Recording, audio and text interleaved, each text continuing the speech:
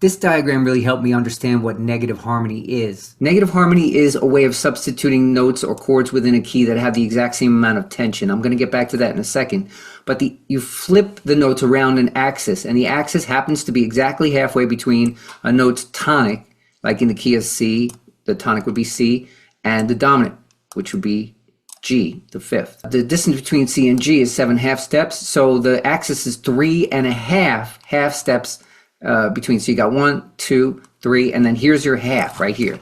Now, if you put all the notes in chromatic order like I have done and match them up by distance from the axis, then this is what it looks like. Like the distance from D to the axis is the same as F to the axis, and the distance from B flat to the axis is the same as A to the axis. Any of these groups have the same amount of tension. Like in the key of C, the C and the G are both chord tones, so they don't have any tension.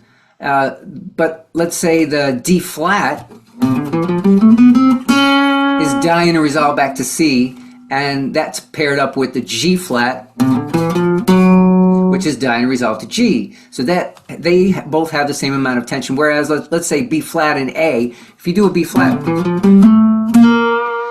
it's not dying to resolve, and neither is the A. Like they could both hang there for a while if they wanted to. Now this is only one out of the 12 keys, but fortunately there's a much easier way to represent all this, which is what most of the other videos use, which looks like this. You put the circle of fifths up and you rotate it a little bit, and you put the axis between the 1 and 5 in whatever key you're in, and these are the same pairings that you saw earlier. And if it helps, I made a little reference sheet which takes each interval and transforms it into its negative harmony equivalent over here, and then this has triads and this has seventh chords.